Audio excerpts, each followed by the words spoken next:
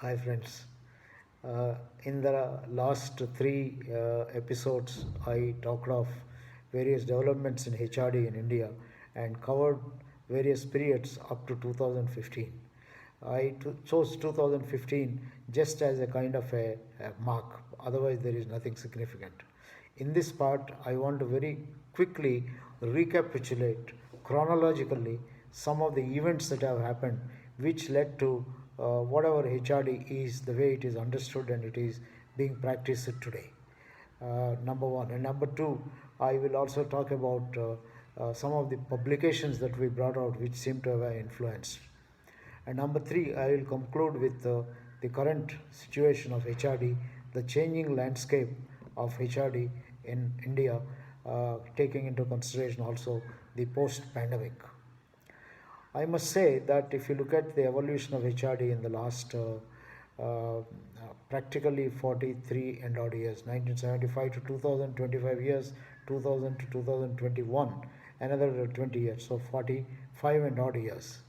I must say, people who contributed to the evolution of HRD in India are academicians and practitioners and leaders both from the academics as well as practitioner field, and large number of them who really matter, and I give credit is the practicing managers who understood HRD concepts sincerely and implemented them. To go chronologically, I will just recapitulate for the convenience of those who may have missed the chronological order. 1974 to 75, conceptualization of HRD department and HR function, done by IIM consulting team Uday Parikh and TV Rao. The report of this is published by the Indian Academy of HRD, pioneering human resource development in Larsen and Toubro. L&D permitted, I think, almost about 25 years after, it was 20 years after the head department was set up, to publish in its original form our consulting report. Any of you interested can get to Academy of HRD India and get it. I would say 1974-75, Larsen and Toubro was the first to introduce HRD.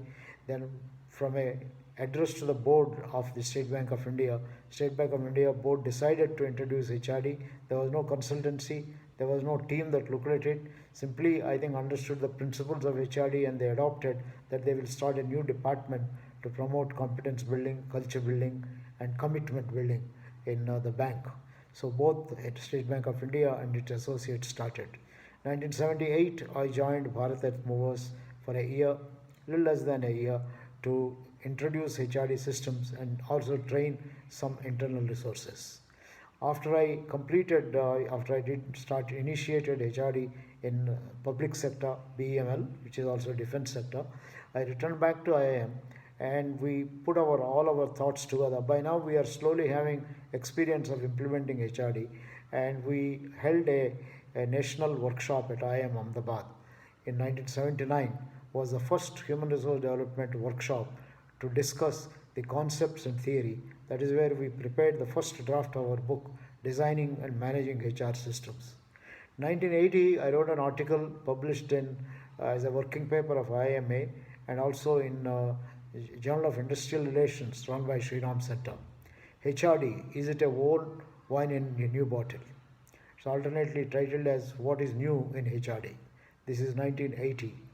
1981, we brought out the first book on human resource systems with the title Designing and Managing Human Resource Systems by Uday Parikh and me, published by Oxford and IBH. And it even got a Scott's Award. 1984, we started the Center for HRD at XLRI. We surveyed the HRD practices, and this is an important publication which Father Abraham and I had done. Also, we evolved a HRD 38-item HRD climate questionnaire, which is available now across the world. I think you just have to go to the internet and type it, you will get it. Then we held in 1985 the first, you can say, pre-HRD Network conference. HRD Network was not yet formed. 1985, with Dr. Denison Pereira, who was the head of HRD from L&T, we held this national symposium and published papers from this as Recent Experiences in Human Resource Development, published by Oxford and IBH. In 1980, 1986, National HRD Network was registered. 87, we held the first conference of National HRD Network at Chennai, Madras at that time, alternative approaches and strategies of HRD. This particular conference has set new benchmarks for the professional world. And I must say, I was influenced by two experiences I had from another national level professional body. When I was asked to give a keynote address, I went to Bombay, gave keynote speech, and discovered at that point of time they were circulating conference papers, half of them not even available at the time, but promised to be sent later, and very poorly cyclostyled. The Xeroxing was not that common in those days. So I said, if ever a professional body like HRD Network has to hold a conference, the papers have to be collected beforehand, printed and distributed to people. So this is a landmark decision we took. And in the 1987 conference, the day people came, attended the conference, they were handed over a set of papers published as alternative strategies and approaches to HRD. This book is popular even now. This is sold by Rawat Publications from Jaipur. Then the other thing that influenced me in the same way was a conference held at IIM Ahmedabad, where again we spent a lot of money xeroxing papers on social development. That also contributed to my resolve that if ever we hold a conference, we'll hold it with printed papers and speakers coming on time and so on. 1987 conference is again a landmark conference because it was a 3-day conference with one full day devoted to 10 CEOs who spoke about the way they view HRD.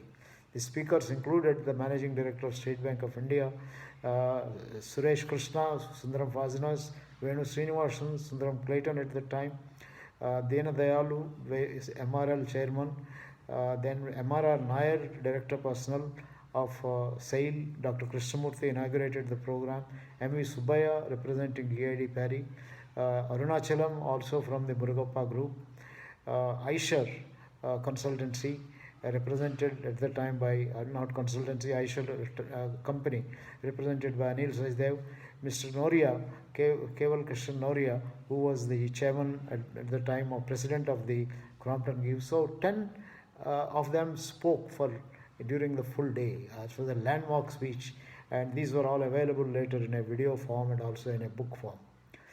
That's a landmark conference. 1988, I compiled this paper of 14 companies, wrote strategies of developing human resources experience from 14 companies, published by HRD newsletter, included later in my book called Readings in HRD. And 1990, we published HRD Missionary. I must mention something about 89 conference. 89 conference which was held in Delhi. By the time I was the first president of HRD Network, second president Mr. Nair, Director Personnel, took over. And at the end of the first conference, somebody commented in the AGM of HRD Network, HRD seems to be an elitistic concept. Everywhere everyone is talking about HRD, meant for managers. Where are the most important part of the organization, which is employees? The workmen are missing. So this inspired us to conceptualize a full conference of HRD for workmen. And 89 conference at Delhi had a record number of participants, and it focused on HRD for workmen, unionized categories of employees. And we had union leaders coming and addressing, CEOs coming and addressing, and academic practitioners coming and addressing. There are a lot of the HRD academics who participated in this. I think among all the things that have happened in the history of HRD Network, probably that is one time where all scholars from in HRD and OB got together. After that, there was a little bit of dwindling of academic participation in this. And that is one of the reasons why we started the Academy of HRD in 1990. In 1990 itself, we brought out another book called Excellence in HRD, Identifying the Qualities of HRD Managers. This was again a landmark thing because CEOs, union leaders have all contributed to this. It's even today worth reading. 1995, 1992, I happened to work with the Commonwealth Secretariat, London, and the question that was given to me was there was a HRD committee of the Commonwealth Secretariat that was formed. They were looking at HRD at national level. I think Human Development Report of UNDP became the focal point. For me, the question was, now how come with all the talent we boast of in India, India figures out at around 90 or so out of 110 countries, such a pathetic performance. And also the question was, how is it some of the Commonwealth countries have developed well? What kind of HR practices do they have? What is it they have to offer for less developed countries and so on? So this resulted in a book which I brought out, which was published by Sage in the year 1995, Human Resources Development, Experiences, Intervention and Strategies. When this book came out, very few of the HR people I know showed any interest in this book, because some of them in fact remarked, this is totally irrelevant. This has no concepts for corporate sector. I said, no, this is HRD at national level. This looks at the countries as a whole.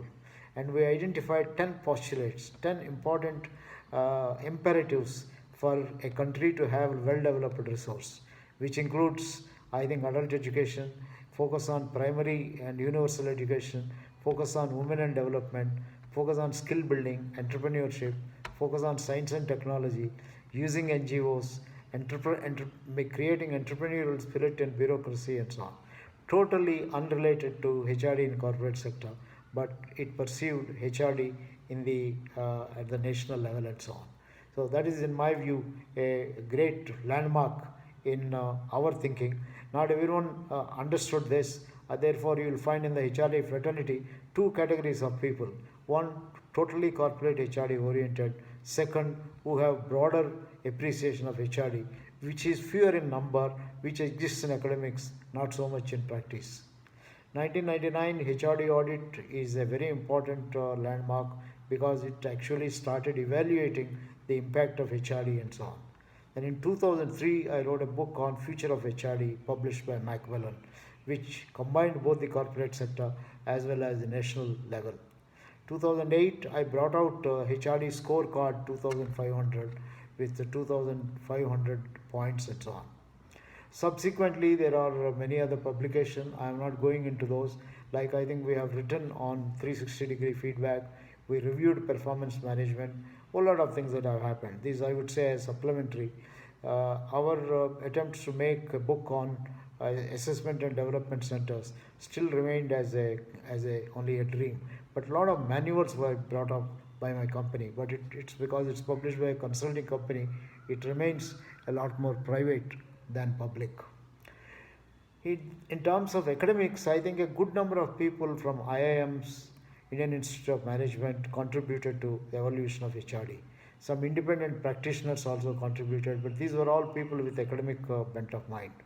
And people in universities and university colleges and so on also contributed academically. Some other academic contribution is starting new courses focused on HRD.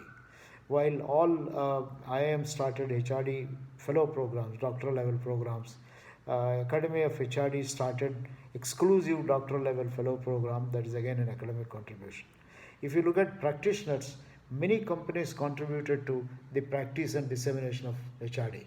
I've already talked earlier about Larsen & Toubro, State Bank of India, Bharat Earth Movers, Crompton Greaves, Sundaram Fasteners, Sundaram Clayton, TVS Group, and EID Parry, SAIL, Steel Authority of India, IL&FS, HPCL, in the oil sector, IOCL, which started role analysis techniques, National Dairy Development Board, and also CMC, which is a great contributor, Voltas, Bank of Baroda, Godrej Soaps, Aisha, L&T ECC, and so on and so forth. I think there are many corporations who have contributed in phase 1. Phase 2, post-liberalization, all the IT sector, Infosys, TCS, Wipro, all those. And I think the remarkable contribution came from Infosys when late 90s, Mr. Narayan Murthy started putting a financial value on human resources. Financial sector and other modern new economy industries started taking charge. HDFC, ICICI, LIC, and so on, I think started implementing this.